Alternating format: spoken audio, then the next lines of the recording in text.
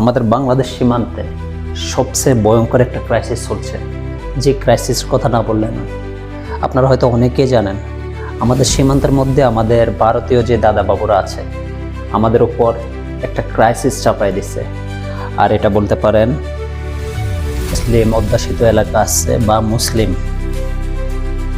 আছে, তাদেরকে জোরপূর্বক বাংলাদেশে তারা পুশিং করার চেষ্টা করছে বাংলাদেশের বিভিন্ন সীমান্ত দিয়ে। গত কয়েকদিন থেকে প্রায় 100 জনের উপরে তারা পুশিং করে বাংলাদেশে পাঠানোর চেষ্টা করছে। এটা রুখে দিয়েছে আমাদের বাংলাদেশের গর্বিত সৈনিক যারা বিজিবিতে আছেন, তারা বাংলাদেশ বর্ডার গার্ড। আর এটা রুখে দেওয়ার পাশাপাশি আমাদের বিজিবির পাশাপাশি আছে আমাদের সাধারণ যে জনগণ, তারা ভারতের এই কার্যকলাপ পুরোপুরি দমিয়ে দিচ্ছে সেখানে। অথচ আমার দেশে যে ইলেকশনের লোকজন আছে, টিভি টকশোতে এসে কথা বলেন, দেশের এই করলে এই সমস্যা হবে, এই করলে এই সমস্যা হবে, দেশ ভয়ঙ্কর বিপদে পড়বে, আজ পর্যন্ত তাদেরকে দেখি না টিভি টকশোতে এসে ভারতের এই পুশিংয়ের বিরুদ্ধে কোনো কথা বলতে বা এই বিষয় নিয়ে কোনো কথা বলে জনগণকে সজাগ করার জন্য দেখা হয়নি। তো আমি বলতে চাচ্ছি, বাংলাদেশের সাধারণ জনগণ যারা আছেন, আমাদের রাজনীতিবিদরা তাদেরকে তো মূল্যায়ন করেন না। কেউ ক্ষমতা গেলে জনগণের কথা মাথায় রাখেন না, জনগণকে প্রতারিত কিভাবে করবেন তারা সবসময় এই ধান্দায় থাকে। অথচ বাংলাদেশের বর্ডারে এখন যারা যুদ্ধে লিপ্ত আছেন, এক ধরনের যুদ্ধ, পুশিং ঠেকানো, এখানে বিজিবির পাশাপাশি আমাদের সাধারণ সীমান্তবাসী যারা আছেন, সাধারণ জনগণ, তারাও কাজ করে যাচ্ছে প্রতিনিয়ত। আপনারা টিভিতে হয়তো দেখছেন অনেক জায়গাতে সাধারণ জনগণ বিএসএফকে দৌড়ানি দিছে পুশিং করার ক্ষেত্রে।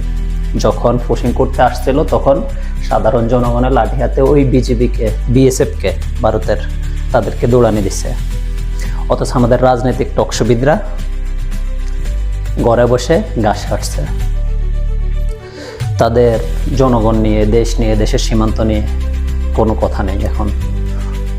কিন্তু এই সমস্যা যখন কেটে যাবে তারা আবার বড় বড় কথা বলবে, সীমান্ত নিয়ে কথা বলবে, এটা নিয়ে কথা বলবে, বাংলাদেশের মানে কিভাবে মানুষকে গোলাম বানানো যায় সেই বিষয় নিয়ে কথা বলবে। অথচ এখন যে কথা বলার দরকার, জনগণকে উদ্বুদ্ধ করার দরকার ভারতের বিরুদ্ধে। ভারত যে আমাদের উপরে এক ভয়ঙ্কর ষড়যন্ত্র করছে, ভারতীয় মুসলমানদেরকে বাংলাদেশে পুশিং করার চেষ্টা করছে, ভারতীয় নাগরিকদেরকে, অথচ এই বিষয়ে কোনো কথা নেই।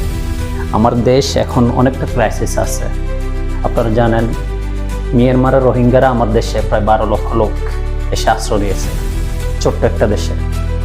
এখন যদি ভারত থেকে সাধারণ জনগণকে এভাবে পুশিং করা হয় আমার দেশে, এটা আমাদের সার্বভৌমত্বের জন্য খুবই হুমকি। অথচ এই সময়ে আমাদের রাজনীতিবিদ যারা আছেন, টকশোবিদ যারা আছেন, বিশ্লেষক যারা আছেন, তাদের কথা বলা উচিত ছিল, কিন্তু কেউ কথা বলেন নাই। তো এখন উচিত তাদের কথা বলা, অথচ তারা এখন সবাই চুপ।